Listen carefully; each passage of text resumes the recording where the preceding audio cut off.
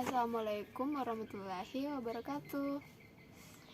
Alhamdulillah, pada kesempatan kali ini saya akan menjelaskan yang saya sedikit pahami mengenai proses dan pendudukan Jepang di Indonesia. Pokok pembahasan kita kali ini ada 3, yaitu yang pertama, masuknya Jepang ke Indonesia. Yang kedua, sambutan rakyat Indonesia terhadap Jepang. Dan yang ketiga, yaitu pembentukan pemerintahan militer dan sipil Jepang di Indonesia. Kita bahas satu-satu ya. Yang pertama, masuknya Jepang ke Indonesia pada tahun 1942. Apa sih yang melatar belakangi Jepang masuk ke Indonesia? Apakah banyak cewek-cewek Indonesia yang cantik pada saat itu? Enggak juga sih. Jepang bangkit sebagai kekuatan militer pada tahun 1905 karena adanya peristiwa yang disebut dengan restorasi Meiji, yaitu pengembalian kekuasaan di Jepang kepada seorang kaisar. Nah, karena restorasi ini Meiji pula inilah yang berdampak pada industrialisasi yang ada di Jepang. Jepang saat itu mempunyai slogan negara makmur, militer kuat. Jadi, karena perubahan yang sangat besar inilah kemudian tumbuh menjadi kekuatan yang baru. Jepang pun melancarkan serangan ke berbagai negara di Asia Tenggara. Mengapa nih Jepang mau nyerang-nyerang? Hal itu bukan karena mau-mau aja ya, tapi karena mereka punya tujuan, yaitu ingin menguasai sumber daya alam yang ada di Asia. Pada pertengahan 1941, daerah Indochina, tepatnya di Vietnam, mengalami vacuum of power atau disebut dengan kekosongan kekuasaan. Nah, Jepang ini memanfaatkan kesempatan di dalam kesempitan buang ngambil alih Indochina. Tapi ternyata ada yang gak setuju sama upaya Jepang buat ngambil alih Indochina. Siapakah itu? Ya, Amerika Serikat. Dan disinilah terjadi keributan antara Amerika dengan Jepang dan berujung kepada Amerika Serikat melarang akses atau mengembargo minyak kepada Jepang. Wah, enggak oke banget dong buat Jepang yang orientasinya mau ekspansi imperialisme. Pastinya mereka butuh bahan bakar. Gimana mau jalan rencananya kalau akses bahan bakar minyaknya aja udah ditutup oleh Amerika. Pertikaian antara Amerika dengan Jepang ini berujung kepada penyerangan Pearl Harbor pada 8 Desember 1941. Selain Amerika, Jepang juga menyerang Filipina dan berujung ke Indonesia. Nah, disinilah pertanyaan mengapa Jepang datang ke Indonesia ya. Mengapa harus Indonesia? Ya karena hubungannya udah nggak baik sama Amerika Serikat. Jepang muter otak nih, nyari-nyari wilayah yang sekiranya bisa mereka take over, yang bisa menyuplai bahan bakar minyak yang mereka sangat butuhkan. Nah, salah satunya yang ada di Indonesia, yang pada saat itu dikuasai oleh sekutu, yakni Belanda. Selanjutnya kita bahas mengenai proses pendudukan Jepang di Indonesia. Pasca serangan Pearl Harbor, akhirnya pada Januari 1942 udah ganti tahunnya dari 1941 ke 1942. Jepang mendarat dan memasuki Indonesia melalui Ambon. Pada saat itu, KNIL atau Tentara Hindia Belanda dan pasukan Australia berusaha menghalangi. Tapi kekuatan Jepang tidak terkalahkan. Jepang kemudian berhasil menguasai seluruh kepulauan Maluku dan selanjutnya Jepang berhasil menguasai Tarakan dan Balikpapan Kalimantan Timur. Kemudian masuk ke Pontianak dan menguasai Sumatera. Pada Februari 1942, udah bulan 2 ya. Mereka mulai melakukan serangan ke Pulau Jawa. Setelah berhasil menguasai beberapa wilayah yang ada di Indonesia, Jepang kemudian ingin menguasai Jawa, yang pada saat itu menjadi pusat pemerintahan Hindia Belanda. untuk menghadapi Jepang, blok sekutu yang terdiri dari Belanda, Australia, Amerika Serikat, dan Inggris membentuk komando gabungan yang disebut dengan ADACOM. Amerika, British, Dutch, Australian Command yang bermarkas di Lembang. Pada tanggal 1 Maret 1942, pasukan Jepang yang dipimpin oleh Jenderal Imamura mendarat di Jawa. Alih-alih menyerang Batavia yang pada saat ini kita sebut dengan Jakarta, mereka justru melakukan pendaratan di 3 tempat, yaitu Deretan, Indramayu, dan Bojonegoro. Nah, lokasi pendaratan ini sangat tidak diduga-duga oleh Belanda. Pasukan Jepang dengan cepat menyerbu pusat-pusat kekuatan Belanda. Jadi semuanya udah udah rata sama Jepang. Akhirnya pada tanggal 5 Maret 1942, kota Batavia sebagai pusat pemerintahan Belanda berhasil jatuh ke tangan Jepang. Pasukan Jepang terus bergerak dan berhasil menguasai kota Buitanso, atau yang pada saat ini kita sebut dengan kota Bogor. Kemudian diikuti oleh kota-kota lainnya yang dengan mudah dikuasai oleh Jepang, hampir tanpa perlawanan. Wah, hebat banget dong ya. Hampir tanpa perlawanan. Akhirnya, pada tanggal 8 Maret 1942, pasukan Belanda menyerahkan Jawa ke tangan Jepang. Penyerahan tidak bersyarat ini dilakukan oleh Jenderal Terputen, wakil dari pasukan Belanda, dan Jenderal Imamura, wakil dari pasukan Jepang. Penandatanganan ini dilakukan di Kalijati, Kota Subang, sehingga peristiwa ini disebut dengan kapitulasi Kalijati. Dan dengan demikian berakhirlah masa penjajahan Belanda di Indonesia. Selanjutnya, Indonesia berada di bawah pendudukan Jepang. Nah, pokok pembahasan yang pertama udah dibahas ya. Sekarang kita masuk ke pokok pembahasan yang kedua. Sambutan rakyat Indonesia terhadap Jepang. Kan Belanda udah KO nih. Kita pengen tahu apa respon warga Indonesia melihat Belanda digantikan oleh Jepang. Apakah mereka senang ataukah apakah mereka justru marah karena penderitaannya bertambah? Enggak juga sih. Awalnya mereka senang sama Jepang. Mereka tuh ngira Jepang saudara tua. Wah, Jepang nih pahlawan, heroin banget ya. Rakyat Indonesia mikir Jepang udah berhasil mengusir sekutu, orang-orang yang selama ini bikin hidup rakyat Indonesia sengsara karena dijajah. Akhirnya Jepang bisa mengusirnya. Selain itu, Jepang juga mengeluarkan sebuah propaganda yang menunjukkan simpati mereka terhadap rakyat Indonesia, yang membuat rakyat Indonesia membati. Udah ngebebasin kita dari Belanda, sekarang ngejanjiin kemerdekaan, ya kali nggak akui, kan ya. Tapi perlu dicatat ya guys, ini hanya awalnya ya.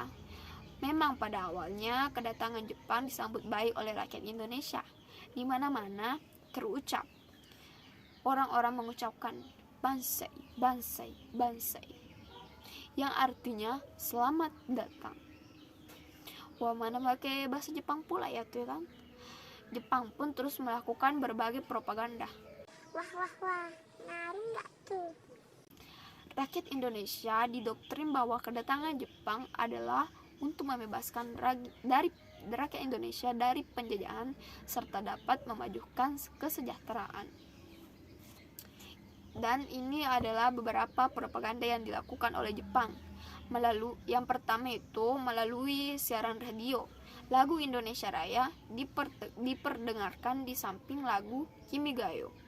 Melalui siaran radio juga, Jepang melakukan propaganda mengenai produk-produk buatan Jepang, bahwa produk mereka itu bagus, murah, dan berkualitas, sehingga rakyat Indonesia dengan mudah membelinya.